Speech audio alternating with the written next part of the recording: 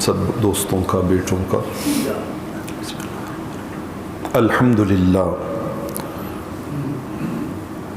الحمدللہ رب العالمین ارحم الراحمین الذی ارسل حبیبہ رحمۃ للعالمین والصلاة والسلام علی خاتم الانبیاء والمرسلین وعلى آلہ واصحابہ وآبائہ وازواجہ وعطرتہ وجمیع امتہ واہل سنتہ اجمعین، اما بعد فاعوذ باللہ من الشیطان الرجیم، بسم اللہ الرحمن الرحیم۔ هو الذي خلقكم من طين ثم قضى أجلا وأجل مسمى عنده ثم أنتم تمترون، صدق الله مولانا العظيم۔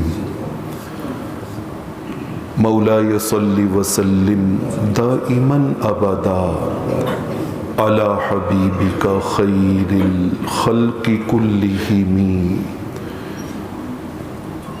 يا خير من دفنت بالقاء أعظم فطاب من طيبهن القاء والأكم، نفس الفداء لقبر أنت ساكنه فيه العفاف وفيه الجود والكرم۔ حسن دے کے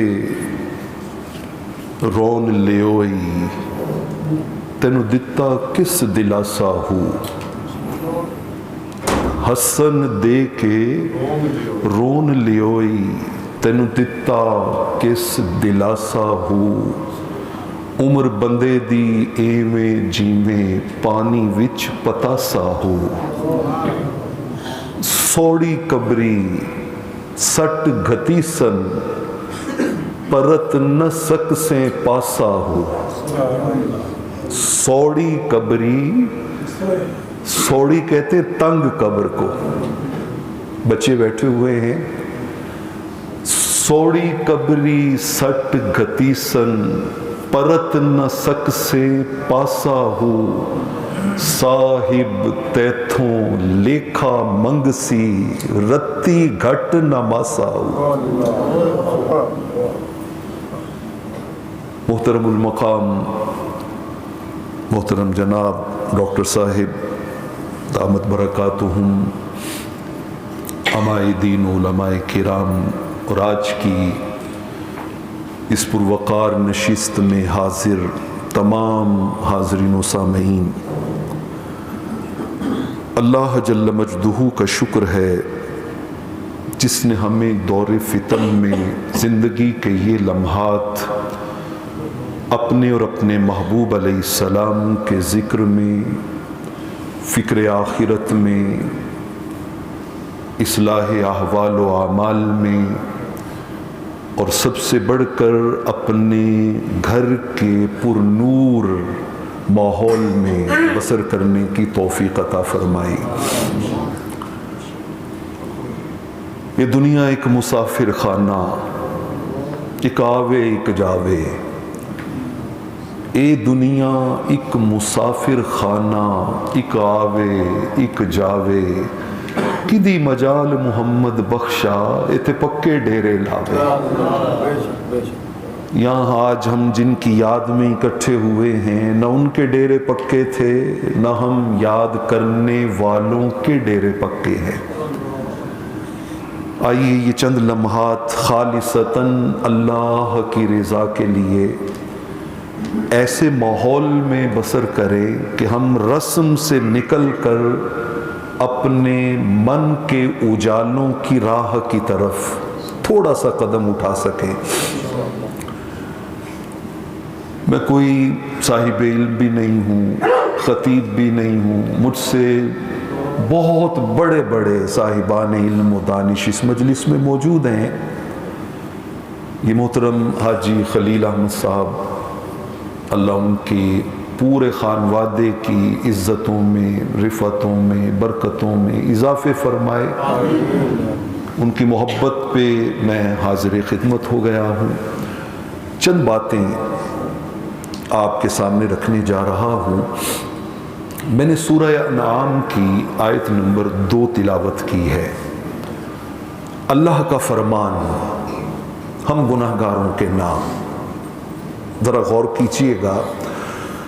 اللہ جل مجدہ نے ارشاد فرمایا هو الذی خلقکم من طین ثم قضى اجلا۔ اللہ وہ ہے جس نے تمہیں مٹی سے پیدا کیا اور پیدا کرتے ہی تمہاری موت کے وقت کا فیصلہ فرما دیا۔ وَأَجَلٌ مُّسَمًّى عِندَهُ، اور وہ معین وقت جو اس نے کیا ہے وہ اس کے پاس لکھا ہوا ہے۔ ثُمَّ أَنْتُمْ تَمْتَرُونَ، پھر تم کس شک میں پڑے ہوئے ہو؟ ہم جو اللہ کی اطاعت و بندگی سے بھٹک جاتے ہیں، دور ہو جاتے ہیں، اس کی بنیاد یہ شک ہے، یہ شک ہے کہ ہمیں کبھی نفس بہکا دیتا ہے، کبھی شیطان بہکا دیتا ہے، کبھی حب دنیا ہمیں اپنی طرف کھینچ لیتی ہے، کبھی حب مال ہمیں اپنی طرف کھینچ لیتا ہے۔ ماں بولی کہ ذرا اس پیغام پہ کان دھریے گا، 2 گز رقبہ فٹ دا کتبہ۔ قبر کیا ہے؟ 2 گز رقبہ فٹ دا کتبہ۔ ایویں انی توڑ اڈائی، 2 گز رقبہ فٹ دا کتبہ، ایویں انی توڑ اڈائی، جو تو کرنا تو یوں پرنا، کسی اور نے نہیں برنا، جو تو کرنا تو یوں پرنا، تینوں حالے بھی عقل نہ آئی۔ یہ اٹھتے جنازے، بنتی قبریں، بچھڑتے پیارے۔ وہ شیخ سعدی رحمت اللہ تعالی علیہ کے پاس ایک جوان آیا نا، اور اس نے آ کے کہا کہ حضور سنا ہے آپ بہت بڑے صاحب علم و حکمت ہیں، مجھے کچھ نصیحت فرمائیں۔ ان کا بیٹے تیری ماں زندہ ہے؟ کہا نہیں حضور فوت ہو گئی۔ باپ زندہ ہے؟ کہا نہیں حضور فوت ہو گیا۔ خالہ زندہ ہے؟ کہا حضور فوت ہو گئے۔ 4-5 رشتے پوچھے نا تو سارے فوت ہو گئے تھے۔ تو شیخ سعدی نے تڑپ کے کہا کہ بیٹا جسے اتنی موتیں نصیحت نہیں کر سکی اسے میں کیا نصیحت کروں، اسے میں کیا نصیحت کروں۔ کول نہیں رکھنا پین پراواں، پل وچ جا دفناؤنا۔ کول نہیں رکھنا پین پراواں، پل وچ جا دفناؤنا۔ ٹر جانا تینو سب نے چھڑ کے بہتا چر نہیں لانا۔ او مک جانے سب چگڑے تیرے ہیٹھ مٹی جد آنا۔ اس دن صادق رسے نو تینو کسے نہیں آن منا، کوئی نہیں مناتا۔ پوچھئے نا جی خلیل احمد صاحب سے ابو کب کے گئے ہوئے ہیں، امی کب کی گئی ہوئی ہیں، لیکن کہاں سے منائیں، کیسے منائیں، کدھر سے لائیں، کیوں کر لائیں۔ یہ جو ثم قضا اجلا، اب دیکھیے یہ رب کا نظام کتنا ایکوریٹ ہے، کتنا ایکوریٹ ہے۔ صحیح مسلم کی روایت ہے، رحمت کونین صلی اللہ علیہ وآلہ وسلم نے ارشاد فرمایا ان اللہ وکل بالرحم ملکن، فرمایا رب کو اپنے اس اشرف المخلوق شاہکار حضرت انسان سے پیار کتنا ہے، فرمایا جیسے ہی وہ پہلا قطرہ تولید ماں کے رحم میں منتقل ہوتا ہے نا تو رب ذوالجلال رحم میں مادر پہ ایک فرشتے کو اپوائنٹ کر دیتا ہے، اس کی مستقل اپوائنٹمنٹ ہو جاتی ہے کہ تو نے مجھے رپورٹ کرنا ہے کہ میرا شاہکار اشرف المخلوقات کن کن مرحلوں سے گزر رہا ہے۔ فرمایا وہ فرشتہ رب کو رپورٹ دیتا ہے باریک، رب نطفتن، ابھی نطفہ کے پروسیس میں ہے، ثم اے رب علقتن، اے مالک اب وہ نطفہ خون میں بدل گیا ہے، پھر تھوڑا اور عرصہ گزرتا ہے تو رپورٹ جاتی ہے مالک اب وہ مدغہ میں بدل گیا ہے، علقہ میں بدل گیا ہے. ہر بدلنے والے مرحلہ تخلیق کی رپورٹ جاتی ہے. اور جب 4 ماہ مکمل ہوتے ہیں نا تو فرشتہ عرض کرتا ہے باری تعالیٰ 4 ماہ کمپلیٹ ہو گئے ہیں. تو اللہ فرماتے ہیں اب میرے اس پیکرے انسان میں روح ڈالو. اور روح ڈالتے ہی 4 چیزیں اس کی طے کر دی ہیں، لکھ دو. 4 چیزیں اس کی فیصلے ہو گئے ہیں، لکھ دو. پہلی چیز اذکرن منسا، میل ہے یا فیمیل ہے. اشقی ام سعید، خوش بخت ہے یا بدبخت ہے. فمر رزق، اس کا رزق کتنا دینا ہے اس کو. اور چوتھی چیز ابھی 4 ماہ کا پروسیس شروع ہوا ہے، ابھی روح پھونکی جا رہی ہے. تو اللہ فرماتے ہیں لکھ دو اس کی عمر کتنی ہے. یہ وہ چیز ہے آنے والی کس سے ٹالی جائے گی. او بابا جان ٹھہری جانے والی جائے گی، روح رگ رگ سے نکالی جائے گی. تجھ پہ بھی ایک دن خاک ڈالی جائے گی.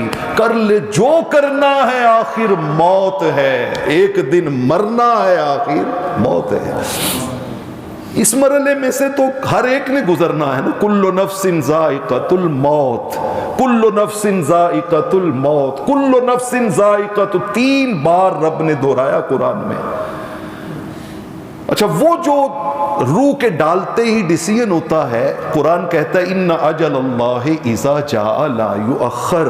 وہ رب کا موت کا کیا ہوا فیصلہ کبھی بھی ڈیلے نہیں ہوتا، مؤخر نہیں ہوتا. اور سورہ منافقون میں کہا لن یؤخر اللہ نفسا اذا جاء اجلها. فرمایا جب وہ رب کا مقررہ فیصلہ آتا ہے تو پھر ایک سانس کی بھی مہلت انسان کو نہیں ملتی، ایک سانس کی بھی مہلت نہیں ملتی. ہم جو مرضی بنتے پھرے، ہم جو مرضی سوچتے پھرے. وہ کسی نے کہا تھا نا تو کدھروں آیا کدھر جانا اپنا 10 ٹھکانا. تو کدھروں آیا کدھر جانا اپنا 10 ٹھکانا. اور جس دولت دا تو مان کریں انہیں نال تیرے نہیں جانا. لوگ ستاویں ظلم کماویں کم تیرا لٹ کھانا. کر لے چودر 4 دہاڑے آخر تو پچھتانا. آخر پہ قرآن مجید فرقان حمید میں ہمارے بہت بڑے بڑے صاحبان علم بیٹھے ہیں، قرآن بھرا پڑا ہے یا لیتا یا لیتا یا لیتا یا لیتا. کاش کاش کاش کاش. یہ جو مرنے کے بعد کاش کاش کی تکرار شروع ہوگی نا، اب وقت ہے اس تکرار سے بچنے کا. اج ساوی نے کھلے راوی نے انج ٹوک انوکھڑے ٹک دے نہیں. ٹر پئیے پینڈے مک جاندے کر بیٹھے ہیں فاصلے مک دے نہیں. آج ہم اس مجلس میں میں آپ ہم سب بچے جوان بوڑھے بزرگ عالم جاہل امیر غریب سارے آئے بیٹھے ہیں. اسی لمحے کو خود کو بدلنے کا ذریعہ بنا لیں، اسی لمحے کو خود کو بدلنے کا ذریعہ بنا لیں کہ یار میں نے وہ بھی سوچا ہے وہ بھی سوچا. قرآن مجید فرقان حمید نے 7 سوال کیے. فرمایا من یملک السماوات، آسمانوں کا مالک کون ہے؟ سب نے کہا اللہ. زمین کا مالک کون ہے؟ سب نے کہا اللہ. آسمانوں کا رزق کون دیتا ہے؟ اللہ. زمین کا رزق کون دیتا ہے؟ اللہ. زندہ سے مردہ کو کون نکالتا ہے؟ اللہ. مردہ کو زندہ سے کون نکالتا ہے؟ اللہ. وَمَن يُدَبِّرُ الْأَمْرِ، اس کائنات کا نظام کون چلاتا ہے؟ اللہ. 7 بار اللہ اللہ اللہ کی تکرار کر کے قرآن نے ضرب لگائی. کہا وہ ہر سوال کے جواب میں اللہ اللہ کہنے والے تو اللہ سے ڈرتا کیوں نہیں ہے؟ فَقُلْ أَفَلَا تَتَّقُونَ، اس رب سے ڈرتا کیوں نہیں ہے؟ اس رب سے تمہارے دل میں خوف پیدا کیوں نہیں ہوتا؟ تمہارے عمل کی بنیاد اس رب کا ڈر اور خوف کیوں نہیں ہے؟ تم اس سے کیوں نہیں ڈرتے ہو؟ کیا فار ایور تم نے یہاں پہ بیٹھے رہنا ہے؟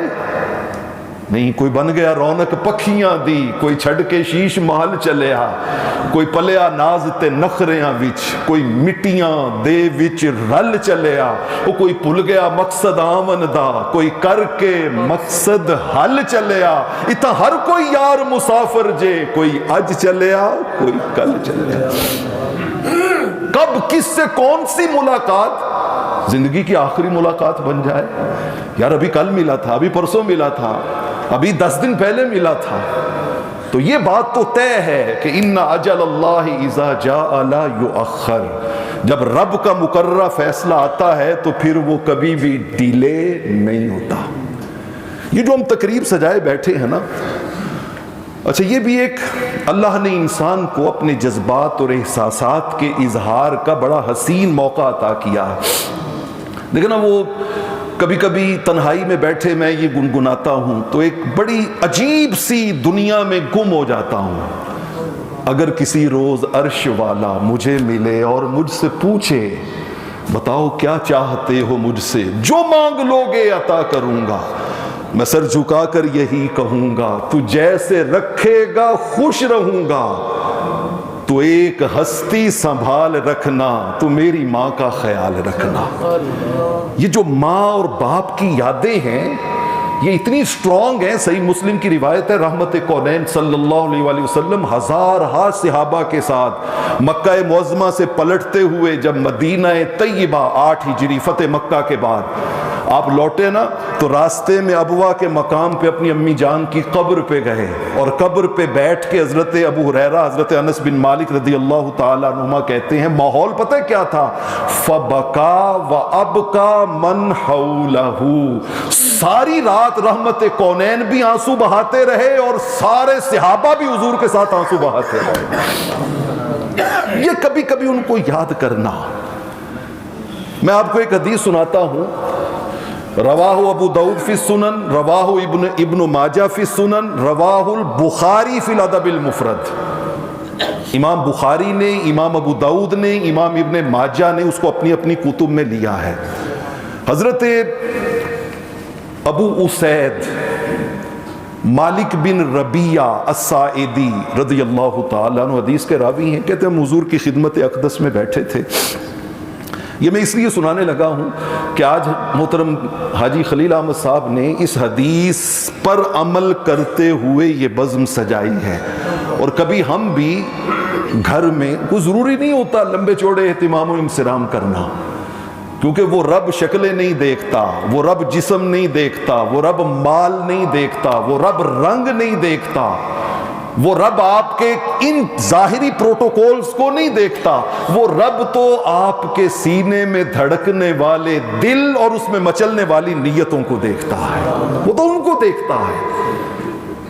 آپ کسی لنچ پہ، کسی ڈنر پہ بچوں کو بٹھا لیں، انہیں اپنے ماما بابا کی باتیں سنائیں اور پھر ان کے لیے بخشش کی دعا مانگیں۔ تو حضرت سائدی رضی اللہ تعالیٰ عنہ کہتے ہیں کہ ہم بیٹھے تھے تو بنو سلمہ کا ایک شخص آیا کریم آقا کی بارگاہ میں صلی اللہ علیہ وسلم، آ کر عرض کرتا ہے یا رسول اللہ صلی اللہ علیہ وسلم هل باقی من بر ابوی شیء بعد موتہما، کیا میرے ماں باپ کے دنیا سے چلے جانے کے بعد، ان کی موت کے بعد ان کا میرے اوپر کوئی حق ہے؟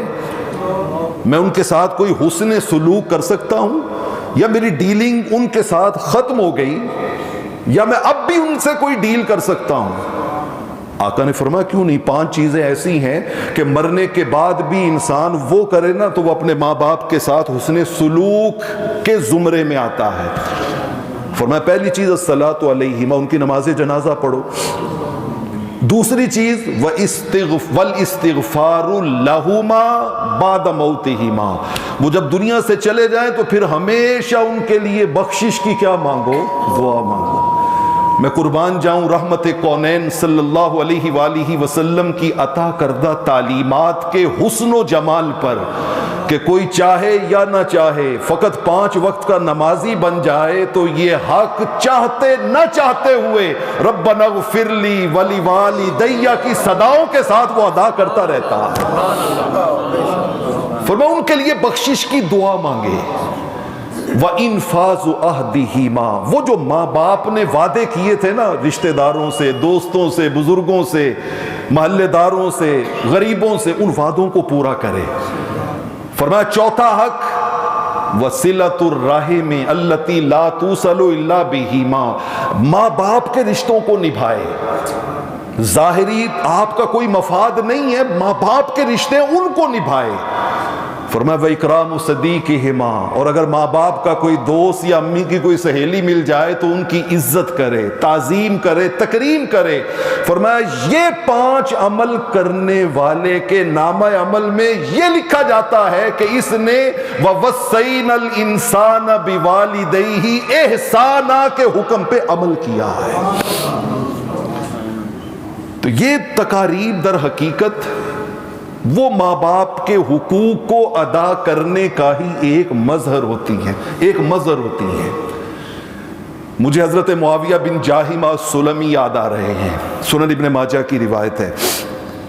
ینگ تھے، جوان، تو جوانی میں امنگیں، آرزوئیں، توانائیاں، صلاحیتیں انسان میں اپنے عروج اور کمال پہ ہوتی ہیں، تو دل میں بڑی امنگ تھی، شوق تھا، ذوق تھا۔ حضور کی خدمت میں حاضر ہوئے صلی اللہ علیہ وسلم، آ کر عرض کرتے ہیں یا رسول اللہ صلی اللہ علیہ وسلم، میرا ایک ارادہ ہے، اگر آپ شفقت فرمائیں تو۔ آقا نے فرمایا بیٹے کیا ارادہ ہے؟ كنت اردت الجہاد معک، میں آپ کی معیت میں جہاد پہ جانا چاہتا ہوں، اور آگے ساتھ اس کے مقاصد بھی بتائے کہ کیوں جانا چاہتا ہوں۔ ابتغی بذالک وجہ اللہ، کہ حضور میرا پہلا مقصد یہ ہے کہ میں اس آپ کی معیت میں کیے جانے والے جہاد کے ذریعے اپنے مولا کو راضی کروں۔ والدار الآخرہ، اور دوسرا مقصد یہ ہے کہ میں اپنی آخرت اور عاقبت کو کیا کر لوں؟ اچھا کر لوں، میری عاقبت اچھی ہو جائے، میری آخرت اچھی ہو جائے، مجھے فکر آخرت لگا ہوا ہے۔ اب 3 باتیں کی، حضور آپ کے ساتھ جہاد پہ جانا چاہتا ہوں، اللہ کو منانا چاہتا ہوں، آخرت کو سجانا چاہتا ہوں۔ میرے کریم آقا نے جواب دینے کی بجائے سوال کر دیا۔ فرمایا بیٹا تیری ماں زندہ ہے؟ کہا جی حضور الحمدللہ زندہ ہے۔ فرمایا جا ارجع الیہا فبرہا، ماں کی جا کے خدمت کر، یہ تینوں انعام اللہ تمہیں اسی خدمت میں عطا فرما دے۔ جوان تھے نا۔ اچھا جو چیز انسان کو فراوانی سے میسر ہوتی ہے نا اس کی قدر نہیں ہوتی۔ ماں باپ کی نعمت تو صبح سے شام، شام سے صبح، ہر لمحہ آنکھوں کے سامنے رہتی ہے نا، لیکن ذرا پوچھئے ان سے جن کی آنکھوں سے اوجل ہو جاتی ہے، اوجل ہو جاتی ہے، خدا کی قسم وہ پھر ساری زندگی یہ کہتے پھرتے ہیں چلتی پھرتی ہوئی آنکھوں سے اذاں دیکھی ہے، چلتی پھرتی ہوئی آنکھوں سے اذاں دیکھی ہے، میں نے جنت تو نہیں دیکھی ہے، ماں دیکھی ہے۔ ماں جنت کا نمونہ ہوتی ہے، اللہ کی رحمت کا مظہر ہوتی ہے، اس کی دعائیں انسان کے لیے حفاظتوں کے حصار ہوتے ہیں۔ تو جب قدر موجود، نعمت موجود ہو تو قدر نہیں ہوتی۔ تھوڑی دیر بیٹھے تو پہلے آئے تھے رائٹ سائڈ سے، اب آئے گھوم کے لیفٹ سائڈ سے، اور آ کر کہتے ہیں یا رسول اللہ صلی اللہ علیہ وسلم وہی 3 باتیں، آپ کے ساتھ جہاد پہ جانا چاہتا ہوں، اللہ کو منانا چاہتا ہوں، آخرت کو سجانا چاہتا ہوں۔ آقا نے پھر روٹین میں کہا، فرمایا بیٹا تیری ماں زندہ ہے؟ کہا جی حضور زندہ ہے۔ فرمایا جا اس کی خدمت کر، یہ تینوں انعام تمہیں اس خدمت میں ملیں گے۔ پھر بیٹھ گئے ایک سائڈ پہ ہو کے۔ مطلوبہ جواب نہ ملے، جو بندہ سائل ذہن میں سوچ کے گیا ہو تو پھر وہ اضطراب رہتا ہے، انسان کے اندر تجسس رہتا ہے۔ تھوڑی دیر بیٹھے تو پھر سٹریٹ سامنے سے آ گئے، سامنے سے، وقت ہو چلا ہے میں بات سمیٹتا ہوں، سامنے سے آ گئے اور آ کر پھر وہی 3 باتیں دہرائیں۔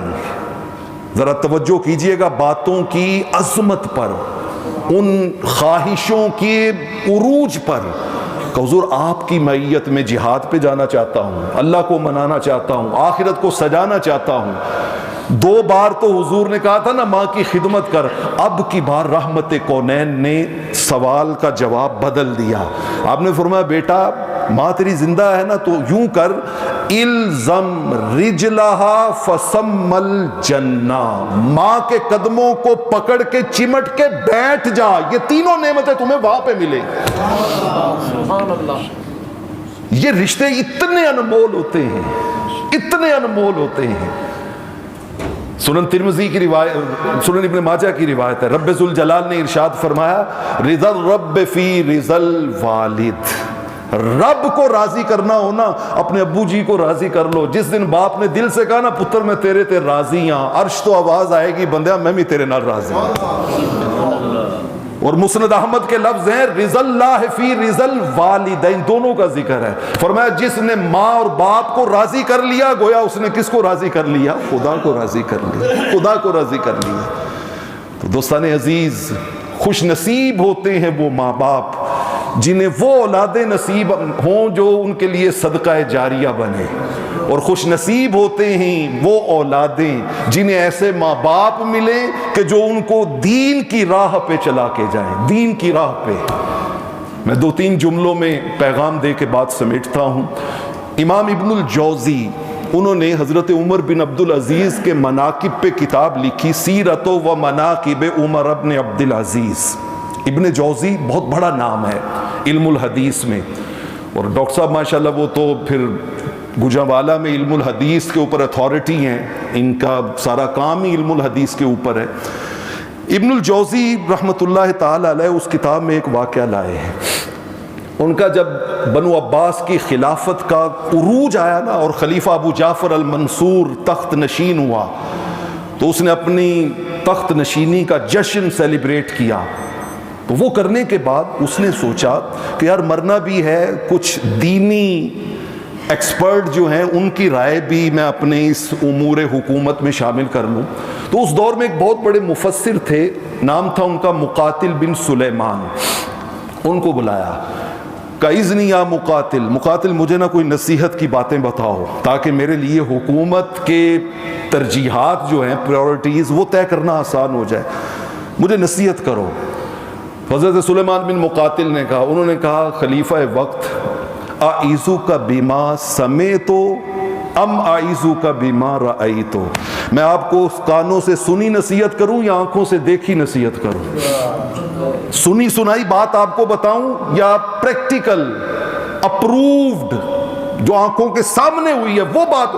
ان کا جو آنکھوں کے سامنے تو نے دیکھی ہے وہ بات بتاؤ۔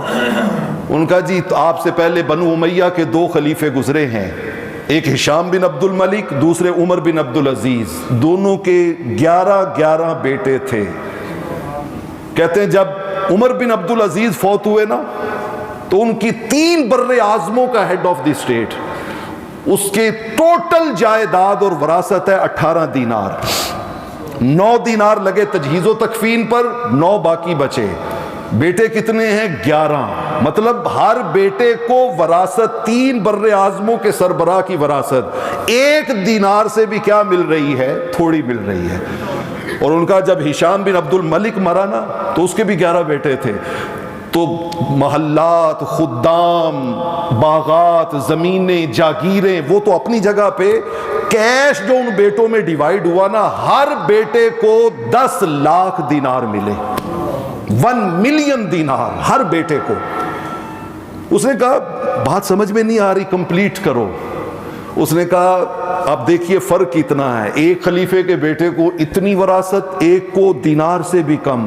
ان کا لیکن اسی شہر کی انہی گلیوں میں میں نے ایک ہی دن 2 منظر دیکھے کہ لشکر اسلام کے لیے ڈونیشن کا اعلان ہوا تو وہ عمر بن عبدالعزیز کے بیٹے جن کو دینار سے بھی کم ملا تھا نا، ان میں سے ایک بیٹے نے 100 گھوڑے بما ساز و سامان کے ڈونیٹ کیے، آدھے دینار کی وراثت پانے والے نے۔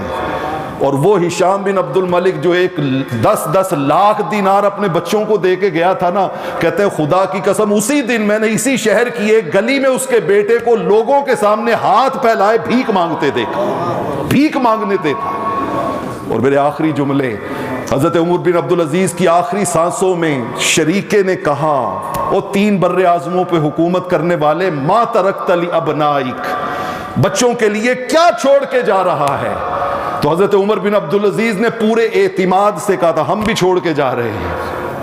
دوستان عزیز، آج یا کل ہم نے بھی جانا ہے نا، تو ہم نے بھی پلاننگ کی ہوئی ہے کہ یہ پلاٹ اس کے لیے ہے، یہ فیکٹری اس کے لیے ہے، یہ گھر اس کے لیے ہے، یہ بینک بیلنس اس کے لیے ہے۔ حضرت عمر بن عبدالعزیز نے تڑپ کے کہا، انہوں نے کہا میں ان کے لیے رب کا ڈر بصورت تقوی ان کے دلوں میں چھوڑ کے جا رہا ہوں۔ سبحان اللہ، سبحان اللہ۔ یہ ہے اصل کمائی، یہ ہے اصل کمائی، یہ ہے اصل کمائی۔ اور مجھے اسی پیغام پہ اجازت دے دیں کہ فٹ دا کتبہ ایویں انی توڑ اڑائی، جو تو کرنا تو یوں پرنا، تینوں حالے بھی عقل نہ آئی۔ اللہ رب العالمین ہماری اس با مقصد نشست کی جملہ برکات سے بھائی حاجی خلیل احمد صاحب کے والدین کی قبور کو جنت کے باغات میں تبدیل فرمائے۔ میں صمیم قلب سے اپنے سینئرز کا مشکور و ممنون ہوں۔ بارک اللہ فیکم فی الدارین، وآخر دعوانا الحمدللہ رب العالمین۔